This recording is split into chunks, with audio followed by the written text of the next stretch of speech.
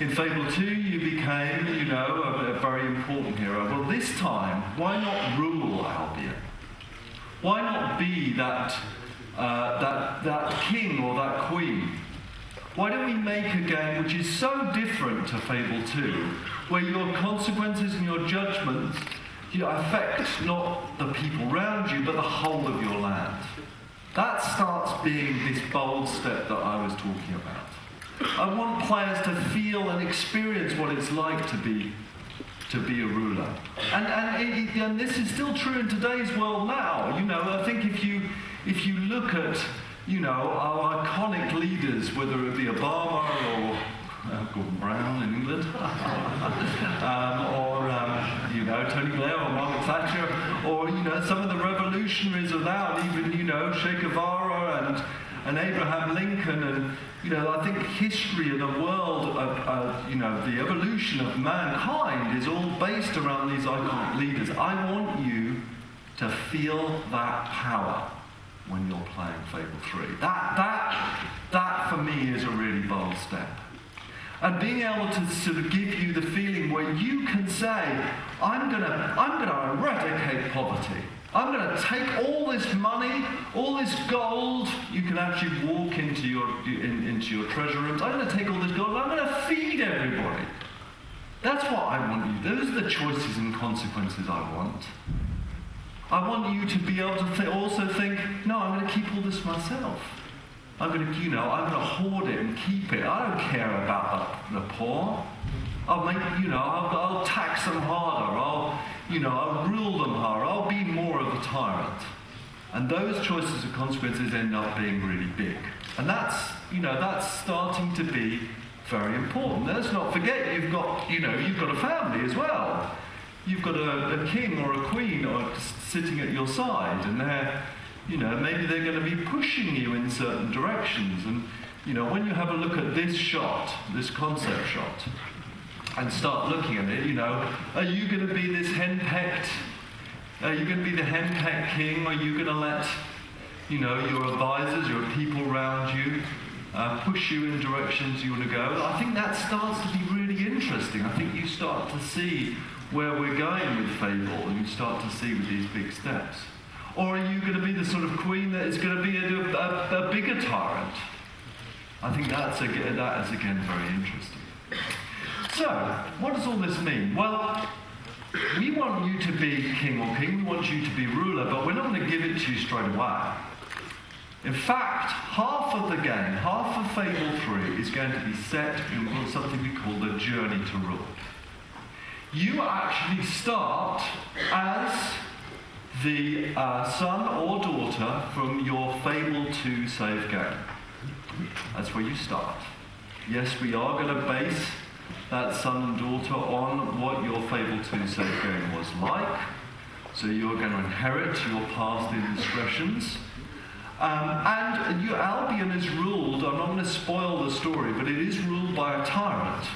And one of your jobs is to go out and gain support and start a revolution. And this still happens in the world today. I mean, we pick up the newspaper all the time and here are these revolutionaries try to overthrow the tyranny of whether it be, you know, the Middle East or wherever it is. I mean, it is very much exists in today's world. And we've really been inspired by that. We've really been inspired, you know, by people like, you know, Joan of Arc and, you know, people through history, whether they be, you know, a character like Richard III out of Shakespeare, or whether they be Genghis Khan, or whether they be Abraham Lincoln, or Robespierre. We've really been inspired by this idea that you are going to grab all the terrible things that happen in the world and you're going to take the factions with you and you're going to lead a revolution.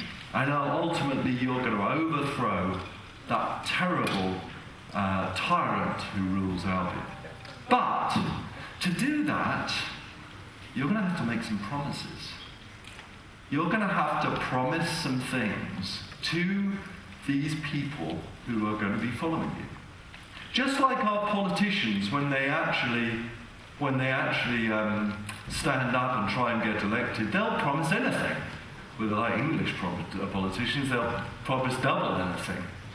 And, you know, I think that's a very interesting thing. Why can't we give this to the player? Why can't we, you know, give this, well, yeah, of course I'm going to, you know, eradicate your poverty. Of course I'll, you know, I'll make your people more important. Of course I'll, when I'm, you know, when I'm king or queen, I'll let you be in my court.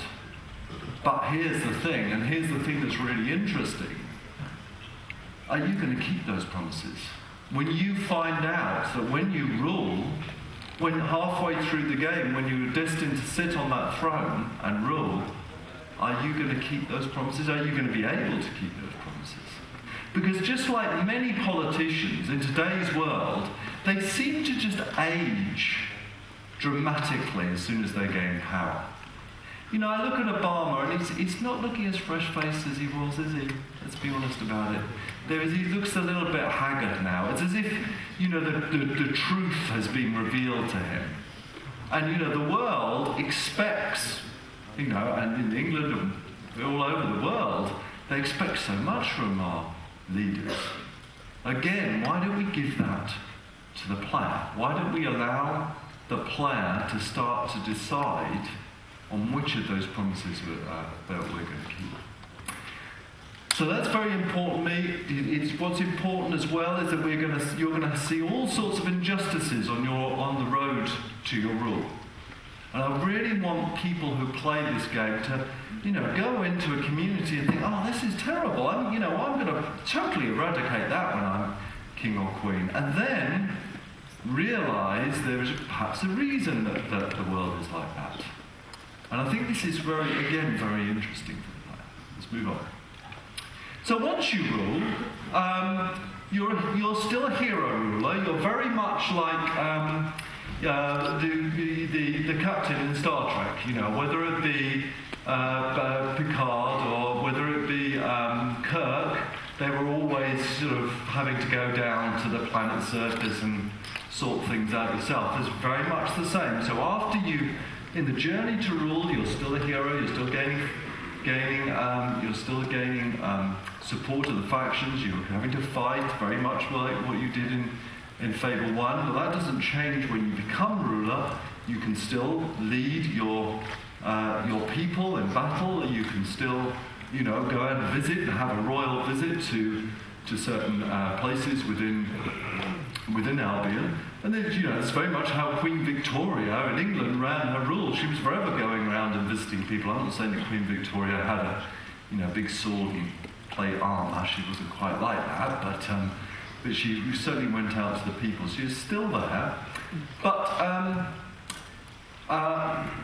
where you are does make things better, and you must, of course, decide after you know the truth which of these promises you're going to keep, and what you're going to be doing with your kingdom's gold. Now, one of the things that you can do with all this gold in your treasure chamber is you can decide where to allocate it. You know, again, you may have seen these injustices that are out there while you're on the journey to rule.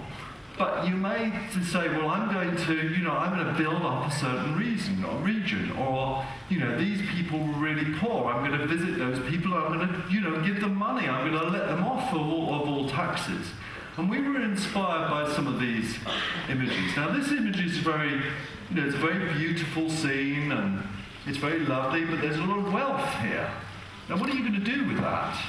With that land that's there, are you going to just let that wealth exist there? Or, you know, this is basically one person's back garden.